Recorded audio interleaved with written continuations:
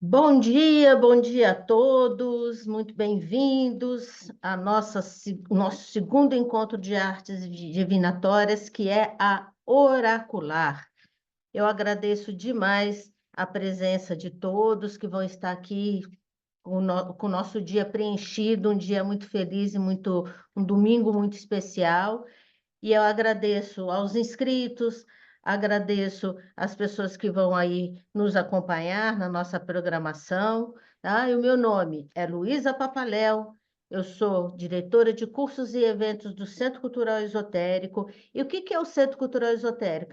É um departamento da Gaia, Escola de Astrologia, que é responsável por desenvolver cursos, atendimentos, podcasts agora, todos dentro da área das artes divinatórias ou das artes oraculares. A Gaia foi fundada em 1992, junto com o meu marido, né, Robson Papaléu, que está aqui, né, e, e nós fundamos a Gaia juntos, então nós vamos fazer já 32 anos. Eu sou enfermeira de formação, mas hoje eu estou dedicada totalmente à Gaia e ao Centro Cultural Esotérico. É um prazer enorme ter vocês aqui na Oracular. E é só para nos colocarmos, né, dentro de um tempo e espaço. É o segundo encontro, porque o primeiro aconteceu em 2019 e depois teve a pandemia, aí nós tivemos um hiato aí e voltamos agora em formato online. Em 2019 foi em formato presencial e voltamos agora em formato online para novamente divulgar aí as nossas artes, os profissionais e as pessoas queridas que estão aí sempre desenvolvendo trabalhos, estudos novos, apresentando aí novos temas, novos olhares. Na verdade, a proposta da Oracular sempre é essa, né? Incluir novas propostas, novas ferramentas, fazer pensar, instigar e colocar realmente aí as pessoas aplicarem também, desde o momento que queiram, né, aplicar também os conhecimentos que todos vão trazer aqui. Logicamente, alguns vão se identificar mais com alguns temas, outros menos com alguns temas, mas o mais importante é fazer pensar, é trazer realmente novas propostas e novas possibilidades dentro das artes divinatórias e dentro dos estudos, né? Que a gente sabe que os oráculos é um rastro, né? Um rastro histórico, né? Que traz para a gente aí uma herança de estudiosos, de pessoas da antiguidade, de sábios da antiguidade, e que chegaram até os nossos dias para que a gente realmente possa não só desfrutar, mas utilizar de todo esse conhecimento e todas essas artes. Gostaria de fazer um aviso aqui para vocês que o evento vai ser gravado, já está sendo gravado, e vai estar disponível para os inscritos, para que todos possam assistir ou reassistir. Então, quem está inscrito que não puder acompanhar no dia de hoje, vai poder acompanhar posteriormente, tá? Avisar também que a nossa programação começa a partir de agora, às 10 horas da manhã, com a nossa primeira sala, que vai ser com o Rony Herget, e aí nós vamos até às 19. E entre as salas, nós vamos sempre ter intervalos, tá? Então, terminando uma palestra, tem um intervalo, aí inicia outra e assim por diante até às 19 horas, tá? Nosso dia vai estar bastante cheio de informações, com muitas trocas, que o mais importante é a gente trazer esse conhecimento para vocês, das pessoas que vão estar aqui com muita responsabilidade, com esse olhar sensível e humano que sempre, quando a gente estuda qualquer ciência divinatória ou é, filosófica, a gente se melhora, a gente tem um autodesenvolvimento e a gente fica um pouco mais humano, o nosso olhar fica mais sensível para com as coisas e para com o outro e para com nós mesmos. Isso é o mais importante. Eu queria que o Robson falasse alguma coisa, desse um bom dia para vocês. Bom dia, boa tarde, boa noite a todo mundo. Quem está de dia, de tarde, de noite, qualquer canto do mundo por aí. E hoje estamos fazendo mais uma vez o evento Segundo Oracular. A primeira, como a Luísa falou, foi em 2019, mas fomos interrompidos, né? O mundo foi interrompido e voltamos agora também.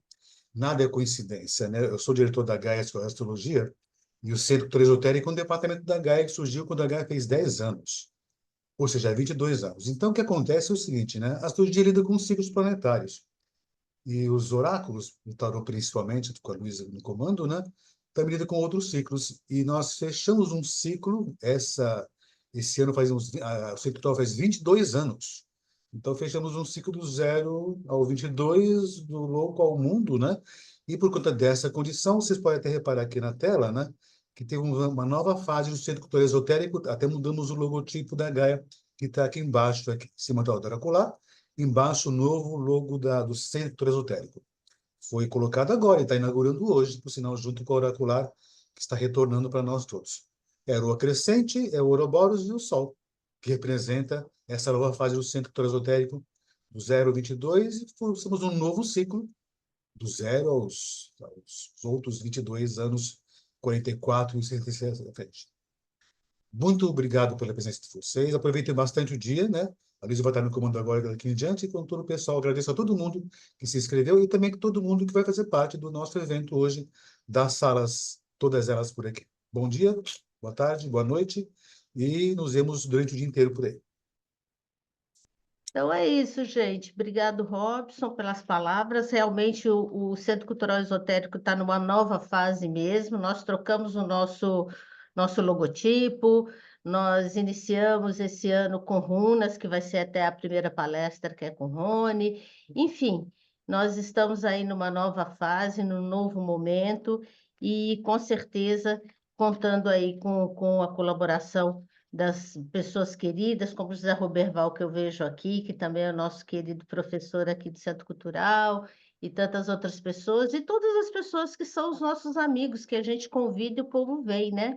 Então, na verdade, os palestrantes queridos que vão estar aqui conosco, pessoas que nós admiramos e gostamos do trabalho, e sabemos também da competência e da seriedade. Então, logicamente, a gente quer compartilhar com todos que estão aqui conosco nesse dia de hoje. As salas vão iniciar agora às 10, nós vamos ter a sala com Rony Herget, depois a sala 2, às 11h30, com a Flávia Alves, depois às 13h30, com Helena Bianconi, depois às 15 horas, nós vamos ter Giovana Lucato e Juan Campos.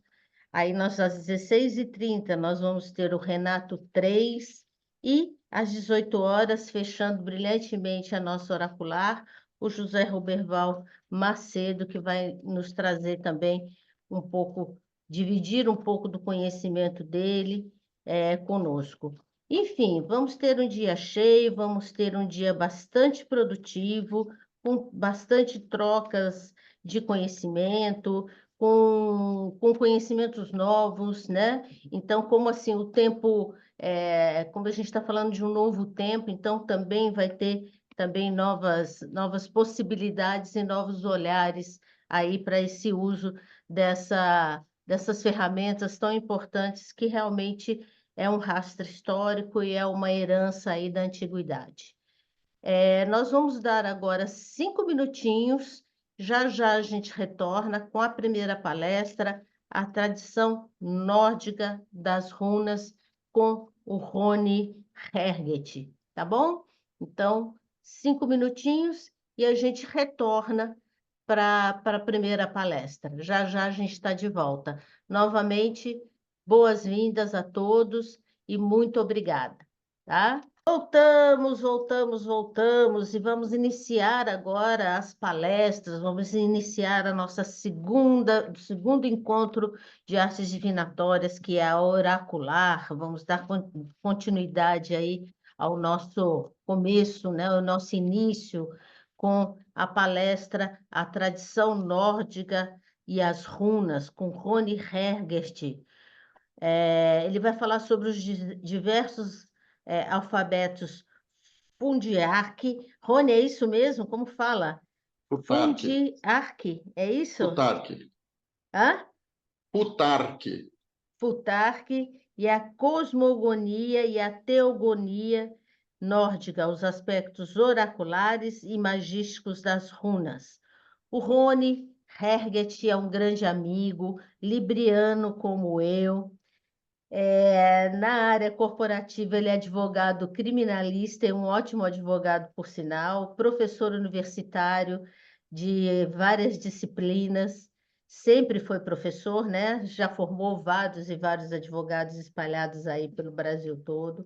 E na área holística, é reikiano de Usui e Karuna, terapeuta floral de Ba, californiano e do deserto, radiestesista e runemal, além de um eterno estudante de astrologia que nós nos conhecemos, inclusive, quando você se matriculou para fazer astrologia aqui na Gaia.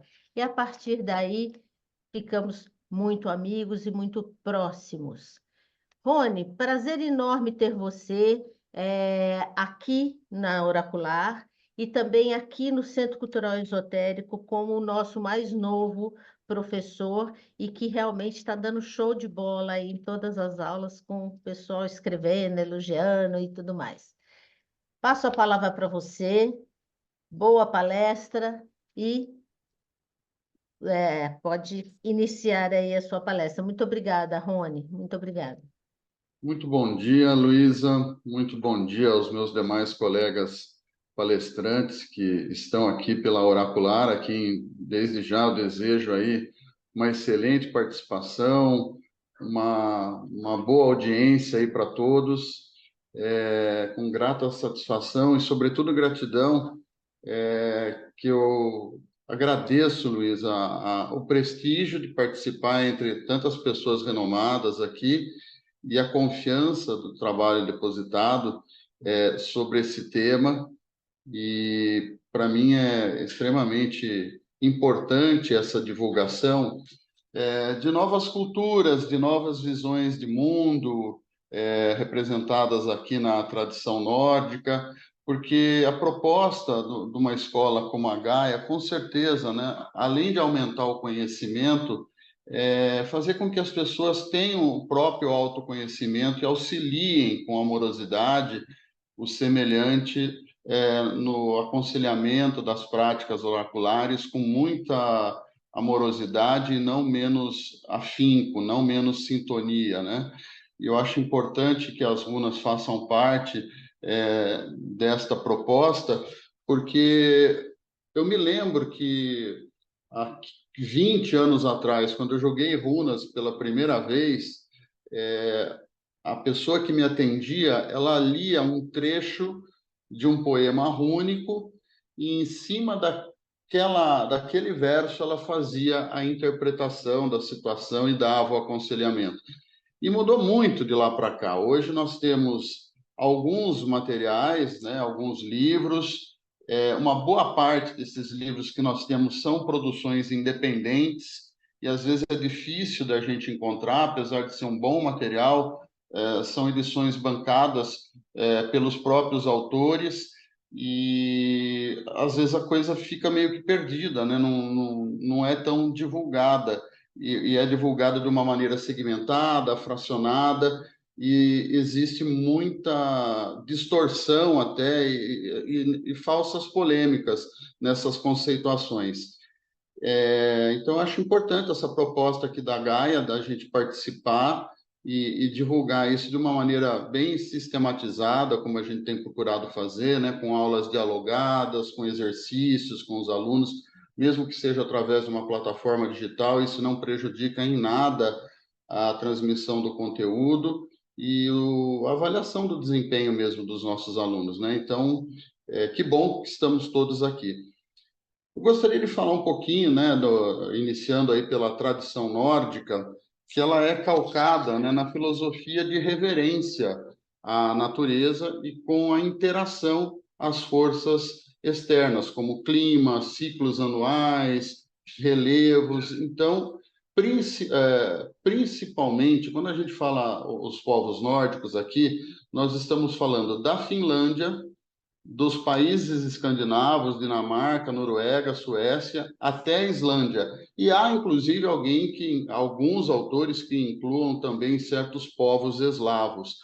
São povos que, por tradição cultural, sempre foram muito apegos à terra, à cultura, das suas próprias plantas, e com isso o ensinamento ancestral herdado de clã para clã, de geração a geração. Quando eles sofreram as primeiras invasões indo-europeias, né, aí é que nós tivemos, inclusive, uma certa separação no próprio panteão mitológico desses povos nórdicos. Mas, grosso modo, é um povo assim que tem uma tradição filosófica de reverência à natureza, e o universo é visto como uma manifestação cíclica de criação e destruição. Essa é uma segunda coluna teórica que apoia, né, o conhecimento rúnico, e uma terceira é uma visão de complementariedade. Para os povos nórdicos, não há certo ou errado, não há quente e frio, não há vida e morte, tudo faz parte de uma oposição complementar que se integra, e quando há sobreposição de uma dessas para outra, é que eles entendem que há um desequilíbrio. Então, numa visão assim bem ampla, a tradição nórdica se apoia nesses três grandes pilares. Nós temos uma riquíssima cosmogonia de como que surgiu a vida aqui entre nós. É objeto particularmente de 2 aulas aproximadamente do nosso curso. E nós temos também uma vasta teogonia, que são todos os deuses e deusas deste panteão nórdico, vindo da Islândia, indo até a Romênia. São mais ou menos 4 aulas. E não se pode pensar num Runemal, num Runatal, eu já digo qual que é a diferença entre os dois, sem que o aluno, sem que o buscador, sem que o aspirante conheça profundamente não só o aspecto lendário, os arcanos, os arquétipos dessa teogonia e dessa cosmogonia toda, mas que ele tenha principalmente a vinculação de cada um desses deuses, desses gigantes, desses ancestrais, a esses ciclos da criação e da destruição. Não se concebe uma abertura de jogo oracular de runa sem que se faça esse vínculo, sem que se tenha esse aporte teórico indispensável, profundo, que eu até advirto no início das nossas aulas, que pode ser um pouquinho maçante, mas sem ele é blefe. Não existe um jogo sério e preciso de runa. Bom, a própria palavra runa em si, ela quer dizer sussurro, suspiro, o radical dela, algo falado silencioso, né? E o seu conhecimento, ele foi de uma forma, a tradição do seu conhecimento se deu mais por forma oral. É claro que nós temos registros arqueológicos, principalmente picto-ideográficos, em túmulos, em pedras, em monolitos, de runas, desde a época do Ferro e do Bronze. É verdade.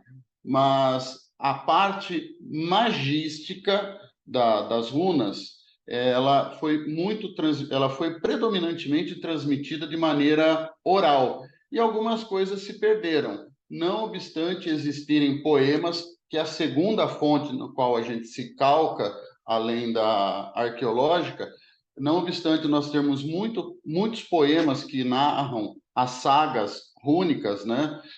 A origem dos deuses, os fundamentos da magia, um deles, como por exemplo, que é o Liodátao, que são os 18 cantos rúnicos, muito disso se perdeu. E sem esse conhecimento, né, de como se interpretar esses cantos rúnicos, não há prática xamânica, cerimonial, talismânica, que são sub-ramos da magia rúnica, como a gente ainda vai ver daqui a pouquinho.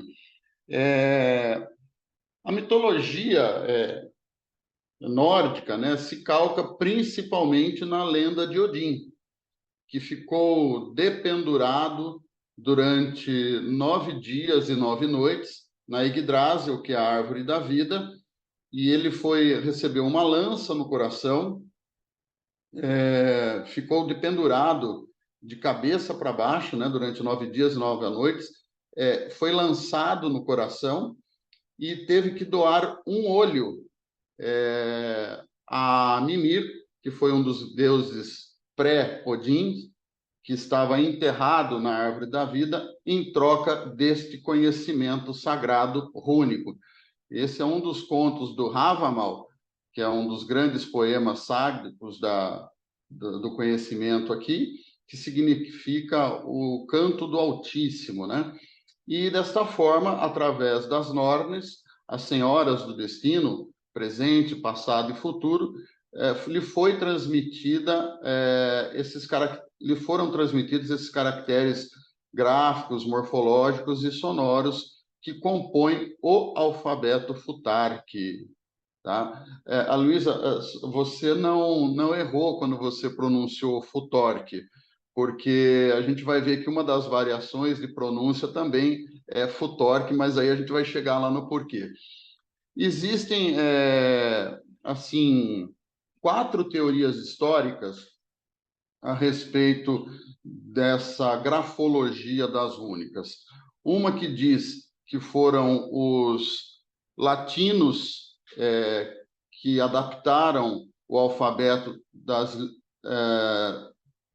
tribos germânicas, outros que dizem que foram os gregos que fizeram a adaptação dos godos, outra que diz que eram caracteres etruscos das cavernas, e aqui nós estamos nos referindo principalmente àqueles símbolos de suástica, de roda solar, de ouroboros, e outra que é uma teoria nativa, dizendo que eram conhecimentos próprios, né, desses povos originários aí da Europa setentrional.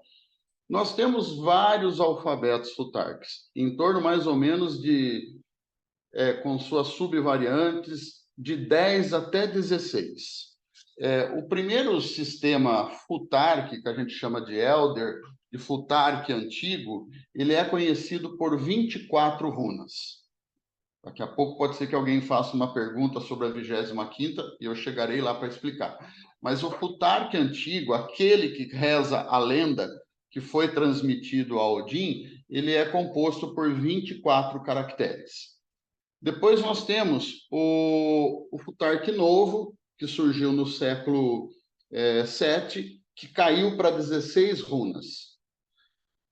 Tivemos desenvolvimentos posteriores, temos o Futhark norueguês, temos o Futhark finlandês e temos o Futhark medieval. Inclusive, quando a gente vê alguma runa com um pontinho final no meio do caractere, isto significa que aquela runa ela foi traduzida por monges cristãos que passaram por essa região setentrional aí da Europa e traduziram alguns desses poemas édicos para o latim ou para o inglês e colocaram esta pontuação para sinalizar melhor o início da frase, a acentuação fonética de uma palavra, o encerramento de um conto. O significado das runas, eles podem serem divididos em 3. Um portal de percepção, em primeiro lugar, que são arquétipos. Todas as runas elas configuram arquétipos atemporais que servem como portais para a expansão de consciência. Há quem trabalhe com o xamanismo rúnico, raiz propriamente, né, com usos de ervas, de cogumelos, de chás, para terem essa expansão de consciência. E, neste caso, esses símbolos rúnicos servem como arquétipos temporais, atemporais, para acessar com a consciência expandida algumas mensagens, né, de uma forma mais sublime. Uma outra função da runa é o seu aspecto mágico, o seu aspecto magístico, que serve para rituais de proteção, de cura, de defesa, e também a grande vantagem de se escrever qualquer palavra de qualquer língua, porque a runa ela tem um apelo fonético maior do que o gráfico. Então, eles valorizavam, até por uma questão de tradição oral, como nós dizíamos agora há pouco, eles valorizavam muito mais a fonética do que a escrita. Então, quando eles se encontravam com outros povos, eles prestavam a atenção na sonoridade e depois eles grafavam aquela sonoridade. Eram povos que, até pela posição marítima, né, de istmo, que se encontravam geograficamente, eram obrigados a se lançar ao mar para fazer comércio. Quando não eram conquistadores, eram excelentes comerciantes, e por conta disso, eles tinham uma versatilidade, uma adaptabilidade muito grande, né, que os permitiram grafar de língua para língua usando o mesmo caractere. E a primeira função das runas é o seu padrão energético, porque, principalmente na magia rúnica, elas significam, né, caracteres vibrantes. Cada runa tem a sua vibração, umas mais para prosperidade, outra mais para esfriamento de situações, outra mais apegas à ancestralidade, mas, de qualquer forma, a gente já começa a levantar aqui a importância que um estudioso, que um buscador, que um aspirante a runemal deve ter para se dedicar a esse estudo, porque pressupõe muita disciplina, muita prática, não sem demérito de nenhuma outra arte oraculista aqui, mas a grande dificuldade que às vezes nós sentimos, né, quando ensinamos, tentamos transmitir algum conhecimento nessa área, é que, vamos ser claros, né, é uma sopinha de consoantes. Muitos nomes para nós que vêm desses países nórdicos, a gente no começo, né? Pô, como é que eu vou pronunciar isso aqui? Como é que eu vou guardar esse nome extenso todo? Então, a minha palavra aqui é de estímulo e de motivação para que não desistam. Muito pelo contrário, para que isto sirva, né? Tem um ditado eslavo que diz que se você não aprende um novo idioma por ano, você morre a cada dia. É um trocadilho que eles falam lá, né? Mas vamos falar então do futark, como eu estava dizendo. O futark antigo, aquele que foi transmitido lá na autoimolação de Odin, ele é composto por 24 caracteres. E aí o que aconteceu? Esses caracteres eles são divididos em 3 grandes grupos que nós chamamos de aet. O plural é aetir. Então, nós temos 3 aets, cada aet tem um grupo de 1 a 8 runas. O primeiro aet é pertencente aos deuses da fertilidade, Frey e Freya. Começa com a runa Ferru, que é uma runa próspera, e vai até a runa Vúnio, que é a runa da alegria, do regozijo. O segundo aet é composto, ele é composto de 8 runas. Ele vai da runa Hagalas, que é a runa do granizo, do esfriamento, das situações, até a runa Soilo, que é a runa do sol, é a runa do sucesso. Essa segunda família, esse segundo clã, pertence, quem toma conta deles, né, são os deuses Rendal e Mordgrud. E o terceiro aet, o último grupo, que vai da runa Tiwas à runa Ossala, das divindades mais antigas que nós temos no panteão nórdico, que são Tyr e Ziza. O que aconteceu? Com as invasões, com as guerras anglo-saxônicas, esse alfabeto antigo, algumas letras, por questões fonéticas, elas foram desdobradas em outras 3. É o caso, por exemplo, da runa Ansus, que teve mais outras 3 subdivisões dela. É como seria que nós estivéssemos grafando, pessoal, C cedilha, 2 S's, S com som de Z, S com som somente de S. Então, eles inventaram um caractere autônomo para cada um desses sons e criaram o futark anglo-saxão. O anglo-saxão, portanto, contém as 24 runas deste futarque antigo e mais 9 runas adicionais. E por uma questão de fonética, de uma região para outra, vamos falar assim, de Rio para São Paulo, de Rio para Bahia, nós tivemos aí uma questão de diferença de sotaque, que o futarque passou a ser chamado agora futorque, por uma influência regional de sotaque, de acento dessa região. Este futarque anglo-saxão, com essas 33 runas, ele é muito encontrado ali na região onde hoje é a Holanda, que era a antiga Frísia.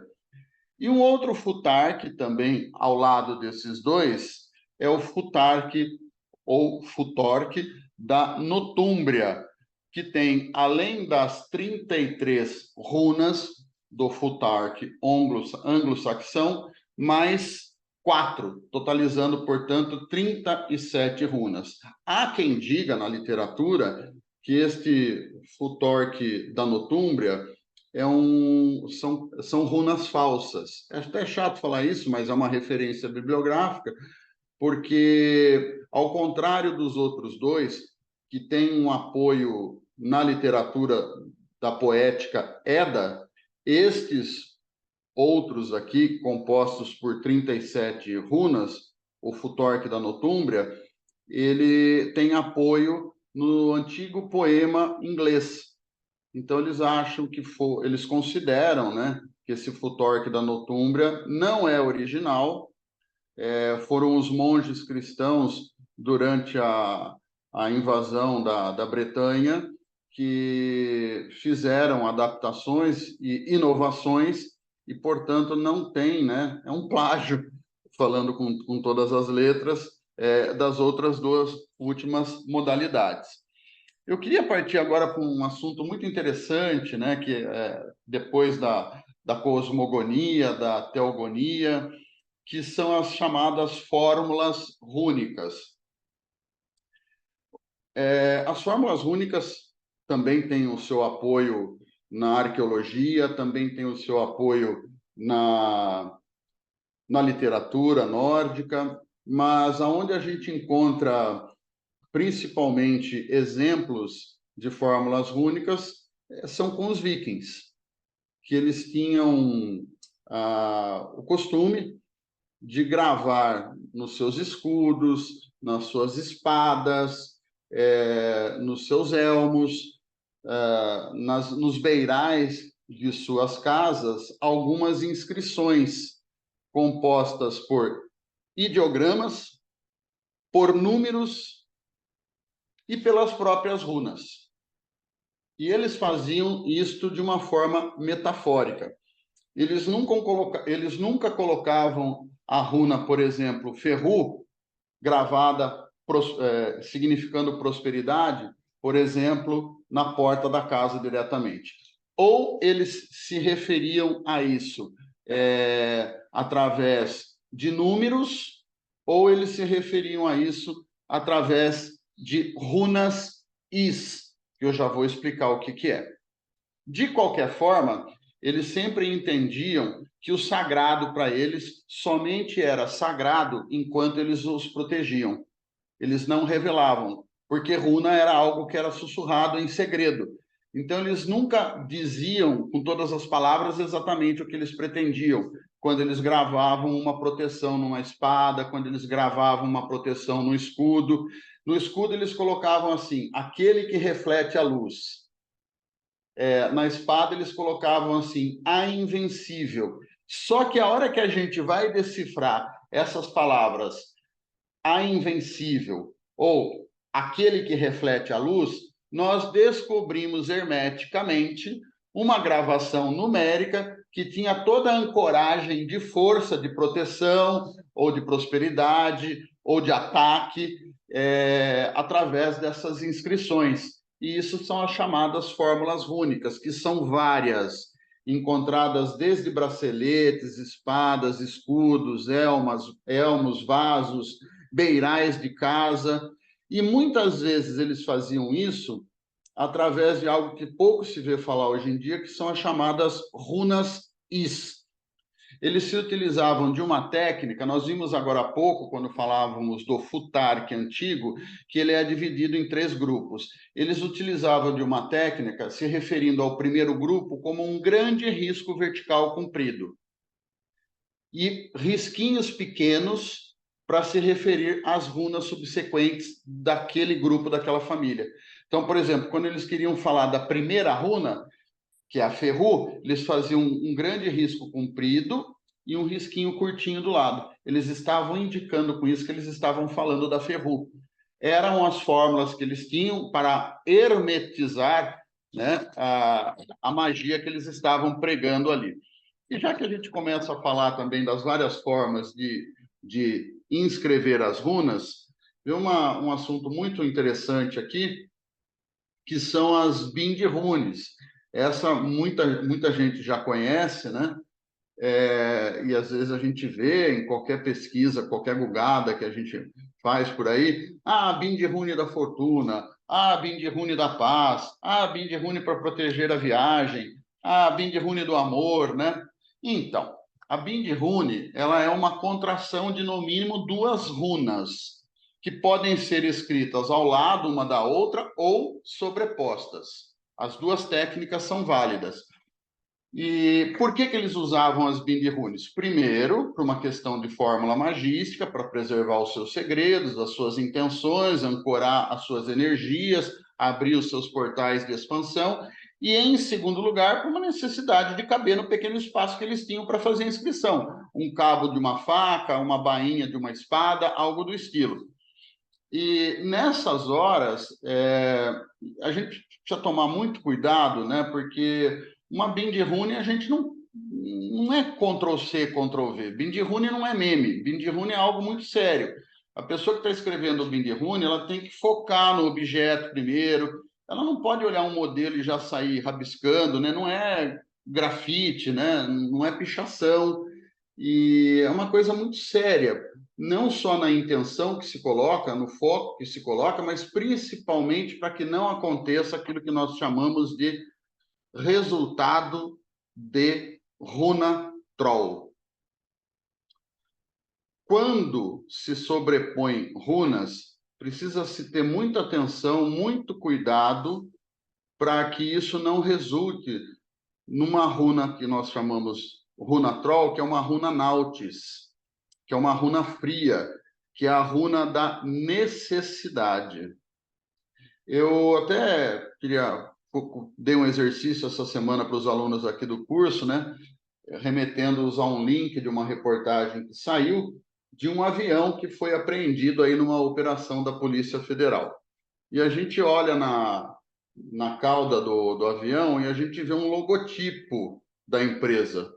E está claramente ali no logotipo, não sei se quem fez aquilo sabia, né, manjava dos manjares ou foi apenas algo que quis fazer esteticamente, mas a grande verdade é que você tem ali 2 iniciais da letra do proprietário da pessoa, do avião, sobrepostas, que tem como resultante uma runa troll, que é a runa nautis, que é a runa da necessidade, né? Não estou dizendo que o avião foi apreendido por causa disso, não quero fazer validação subjetiva aqui em hipótese alguma, mas apenas exemplificando, né, algo que é concreto e que pode ter um exemplo, pelo menos em cima aqui da nossa fala, né? Nas Bind Runes também a gente leva em consideração o valor de cada runa também, o valor numérico e a da família a qual ela pertence. E é interessante, eu estou vendo aqui que nós temos um colega que eu não o conheço pessoalmente, mas já foi muito elogiado aqui pelos meus alunos, o professor José Roberval, que dá aula de numerologia, e uma aluna nossa, Roberval, ela comentou que, primeiramente, o elogiou, né? E falou dos significados, né, numerológicos aqui, pitagóricos. Eu falei, olha, foi muito pertinente a sua colocação, porque na tradição nórdica, os números são diferentes em termos dos gnósticos e dos pitagóricos. Eles têm um outro apelo. Por exemplo, o número 6, para nós, na numerologia nórdica, ele é quase pouco citado nos livros, né, nos poemas. Já o número 3, sim. O número 9, para nós, é o melhor número, e principalmente os números primos.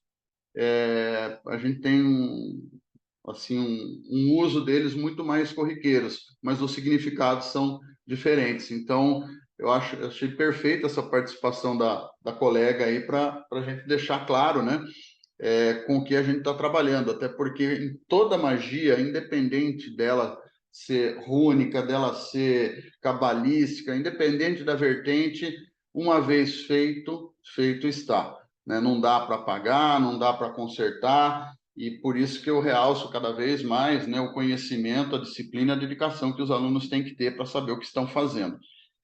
Eu queria também fazer uma advertência aqui, né? Mais uma, já que a gente está falando tanto de nomenclatura, que a gente não confunda a runa Troll, que é uma runa resultante da sobreposição de outras duas, que não deve acontecer, com a runa dos Trolls.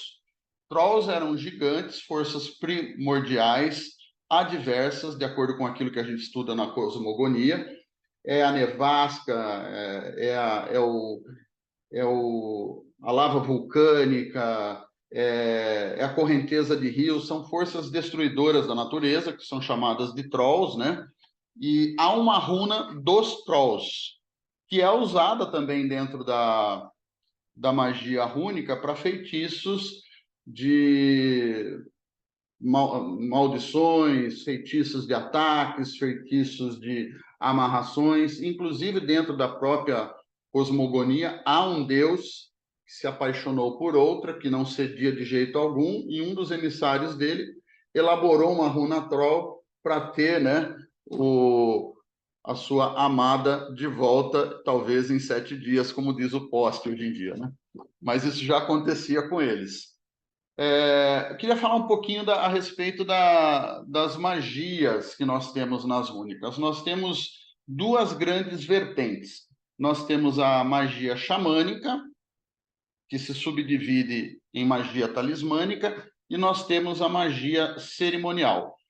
A magia cerimonial, ela é uma magia ritualística, ela é predominantemente masculina, não que mulheres não possam e não participem, mas é um grupo minoritário, e ela trabalha, né, muito com forças para cura, para defesa, e ela tem o seu aspecto mais litúrgico, como eu disse, mais ritualístico, mais cerimonial, do que propriamente hermético.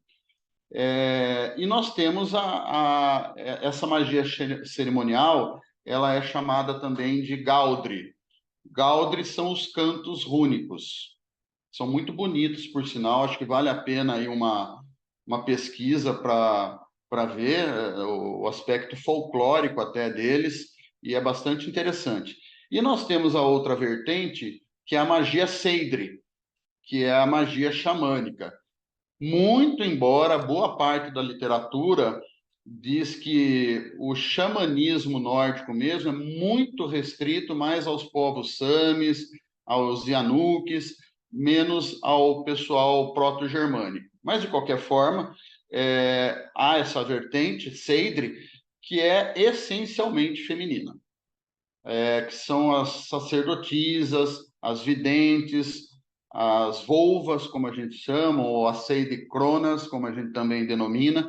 Essa prática seidre, ela é mais voltada para desdobramentos astrais, para mensagens com outros mundos, para feitiços mesmo de defesa, de ataque, é uma coisa mais encorpada, e esta aqui, sim, usa mais runas do que a magia cerimonialista que nós dizíamos agora há pouco.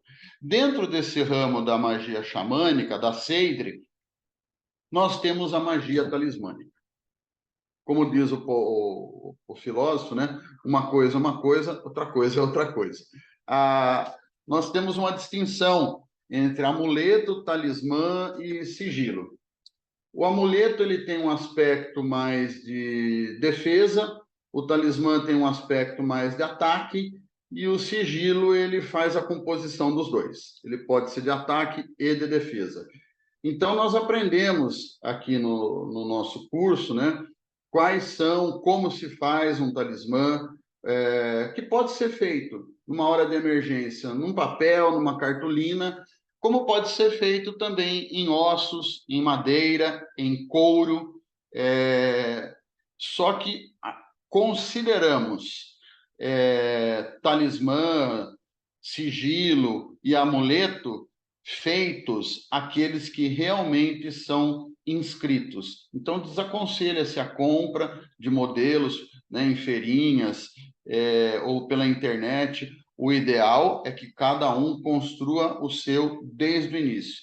E há toda uma prática, né, de pedir licença à natureza, de proteção de ambiente, até de inscrição, pintura desses amuletos, de uso e de descarte, quando ele atingiu a finalidade ou quando o Runatal falece. Eu disse para vocês que eu iria fazer a diferença de Runemal para Runatal. O Runemal é o oraculista. O Runatal é aquele que, além de oraculista, também é um mago. Nós podemos chamar o Runatal também de Vitic, que significa mago rúnico. Na prática da magia xamânica, na prática Seidri, além do uso das Bindrunes, das fórmulas rúnicas que nós falamos, o mago rúnico precisa ter alguns instrumentos. O primeiro é o seu bastão mágico, não é varinha. Ele é um pouquinho maior que varinha. Eu digo que varinha a gente usa lá em Hogwarts. Aqui é Escandinávia. Aqui a gente usa o bastão que se chama Gandri. E também nós podemos elaborar as nossas varetinhas mágicas, que são pequenos galhos encantados que nós damos vida a eles para realizarem os nossos propósitos.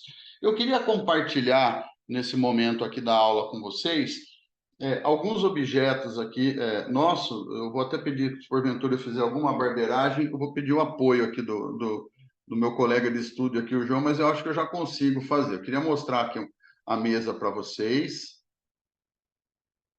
Só um minuto.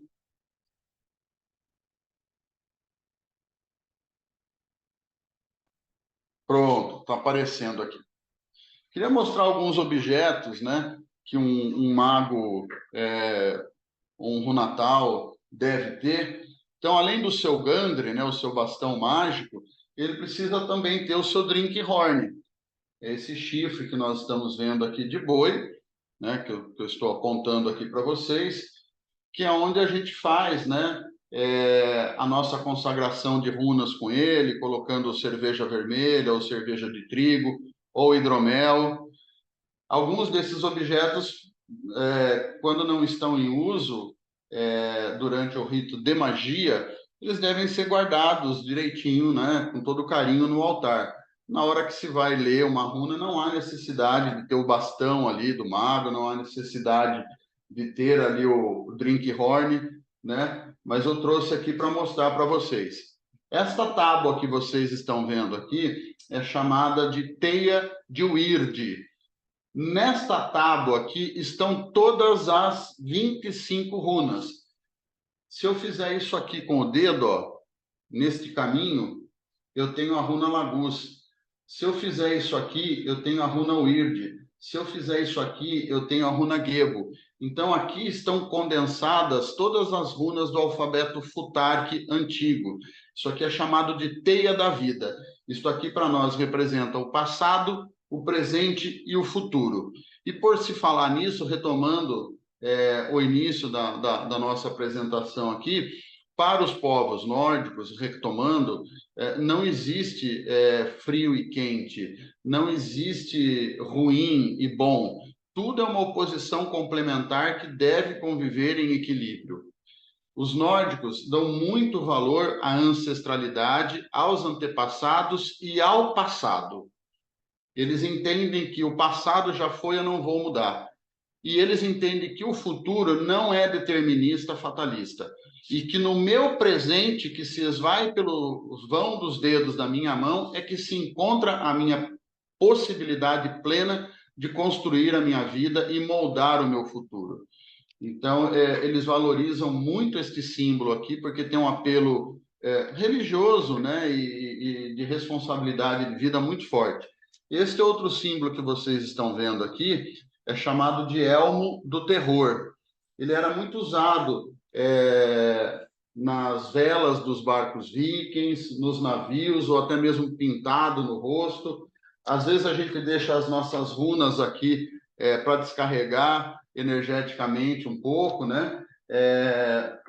E ele é um objeto sagrado também para nós.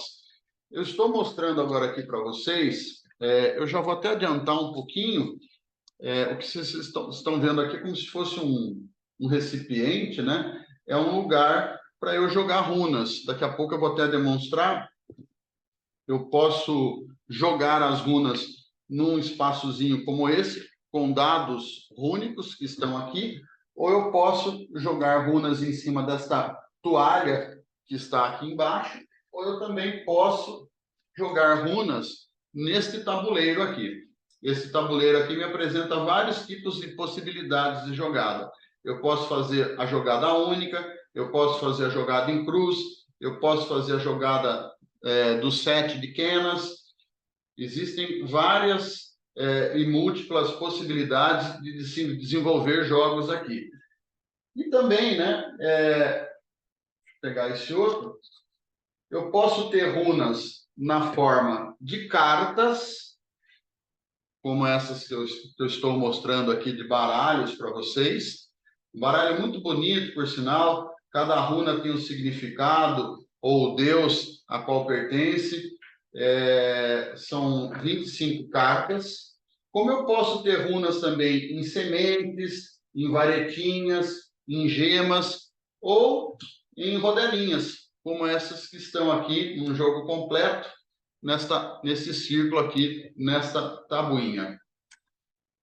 Já que a gente está falando um pouquinho de jogadas, né, de runas, puxar um pouquinho o assunto para cá. No oráculo, quando a gente parte para o oráculo rúnico, existem 3 grandes também tipos de jogos. Eu tenho jogos fundamentais, jogos complexos e jogos avançados. Jogos fundamentais trabalham geralmente de 1 até 3 runas. Naquela tábua que eu lhes mostrei mais clara lá naquela ponta, geralmente eu faço uma pergunta me utilizando de 1 até 3 runas. É sempre uma pergunta por vez e não existem perguntas conjugadas. Eu tenho que separar uma por vez. Não dá para fazer, aí se eu sair do emprego eu vou conseguir virar baterista de banda? Não, tem que separar a pergunta. Então, jogos fundamentais com 1 a 3 runas, a gente tem umas 4 técnicas. Jogos complexos que usam de 4 a 7 runas, eu também por baixo tenho umas 5 técnicas. Eu entendo que um aluno, para partir para jogos complexos, ele precisaria ter pelo menos 9 meses de prática nos jogos fundamentais.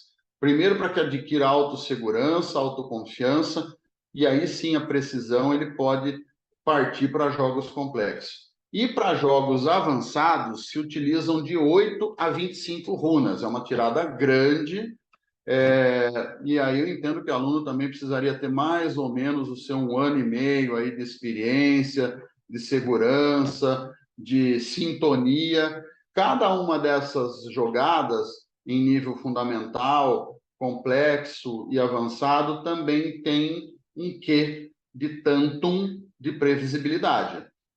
Os jogos fundamentais, com suas 4, 5 técnicas, me dão uma previsão mais ou menos de imediata, quando se joga uma runa só, de 3 a 6 meses. Já está bom demais, com tanto material denso e intenso que ele teve durante um curso, para se autoconhecer principalmente, para se desenvolver melhor ainda e, sobretudo, com caridade, aconselhar as outras pessoas. Eu entendo que dá para manjar dos manjares, como eu brinco, já com os jogos fundamentais. Existe uma coisa que a gente está ouvindo, começando a ouvir falar de uns 5 anos para cá, que é a yoga rúnica e o reiki rúnico.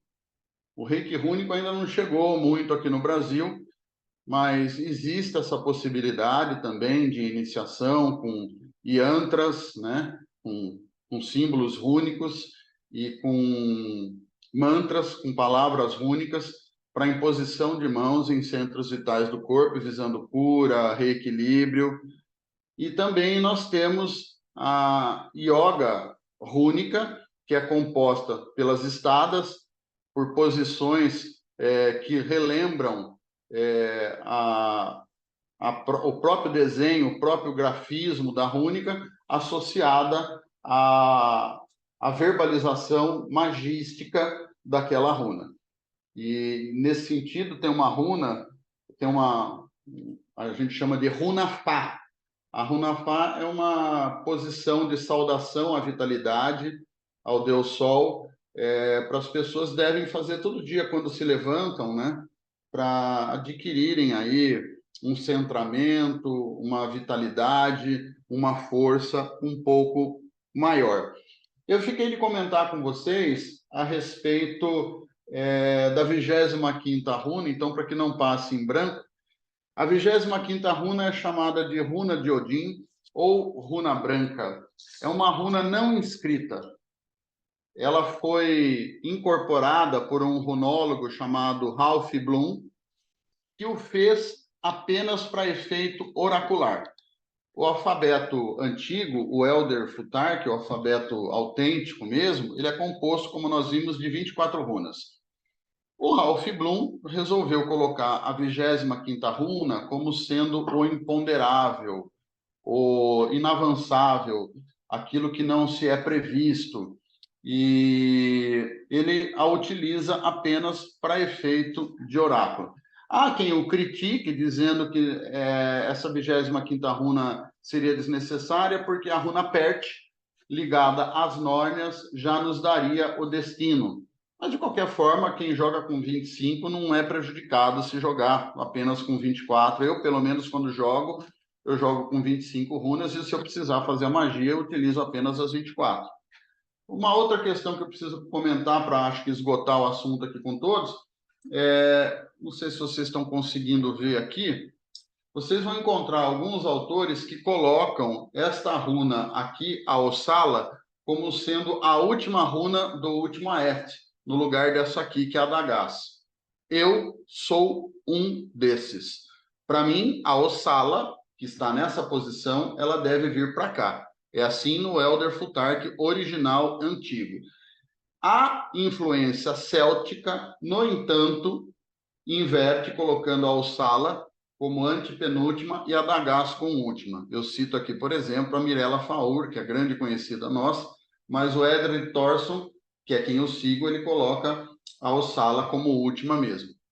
Não há prejuízo nesse entendimento para efeitos magísticos, até porque a primeira runa que inicia o primeiro Aet é uma runa de fogo, e esta runa, se colocada nessa posição, encerrando o último Aet, também é uma runa de fogo, de qualquer forma, demonstrando, dentro da tradição nórdica, o eterno ciclo de início e recomeço. Meus queridos, eu quero agradecê-los aí pela atenção, pela presença de todos. Luísa, como um bom Saturno de Casa 9, eu falei em 50 minutos. Me coloco aqui à disposição de alguém, se tiver alguma dúvida. Quero agradecê-los aí pela participação, pelo convite, pela assiduidade e pelo reforço aí dos meus colegas que estão prestigiando também e irão falar depois de mim. Muito obrigado mais uma vez. Bom, mais uma vez eu só posso agradecer, né, Rony? Porque realmente você fala com profundidade, com conhecimento de causa, e você fala coisas que muitas das vezes a gente nem escutou, não tinha escutado, não tinha tido oportunidade realmente de ter uma pessoa com o teu conhecimento, e às vezes a runa passa até por uma questão, às vezes, de superficialidade, e realmente é um estudo bastante complexo e bastante profundo, e você traz isso para a gente. Eu queria comentar só com você, porque você falou sobre runas é vibração, né? Todos os símbolos, né? Toda a simbologia rúnica é vibração. E às vezes tem umas pessoas que fazem, né? Tatuagem, né? Às vezes escuta o galo cantar, não sabe aonde, aí quando vê faz uma tatuagem e pode trazer uma vibração totalmente adversa àquela condição que gostaria. Pode ser até uma questão de símbolo bonito, mas eu queria que você comentasse um pouquinho disso. Ó, este aqui é um signo rúnico, que é o elmo do terror. Este aqui deve jamais ser tatuado no corpo, porque é chamar encrenca. A bússola viking, o Vigdizir, esse você até pode tatuar no corpo. Uma Bindrune, você até pode tatuar no corpo, só tomando cuidado para ela não virar Runatroll. Mas esse aqui, que é o Aegzir, que é o elmo do terror, esse não se deve tatuar no corpo. Quem tem, porventura, quiser cobrir, ainda dá tempo. Será, É o meu conselho. será que funciona Será que funciona É, tirar, menos mal, tirar, né? Porque uma cobrir? vez feito, está feito, né? Pois é, aí é que tá, né? Você falou, você mesmo disse, uma vez feito, tá feito. Não, porque às vezes tem aquelas pessoas que realmente não têm conhecimento, acham bonito um símbolo, acham bonito um desenho, né? Na verdade, e às vezes quando vê, fica lá tatuado e é uma coisa para o resto da vida, né? A gente sabe que é lógico, pode tirar, hoje em dia tem laser, tem tudo, mas de qualquer forma existe toda essa vibração. E tem muita gente que faz isso, né? E, infelizmente, às vezes não sabe muito bem como é o que é que realmente aquele símbolo funciona e para que funciona, e acaba marcando o corpo, marcando alguma coisa na sua casa, enfim, tem essas questões. Rony, mais uma vez, muitíssimo obrigada. Ah, só uma coisinha, teve alguém que colocou se você tem algum link pessoal. Eu sei que você não tem rede social, e coloquei que, dentro da necessidade ou qualquer tipo de contato, se faça através do Centro Cultural Esotérico. Tudo bem?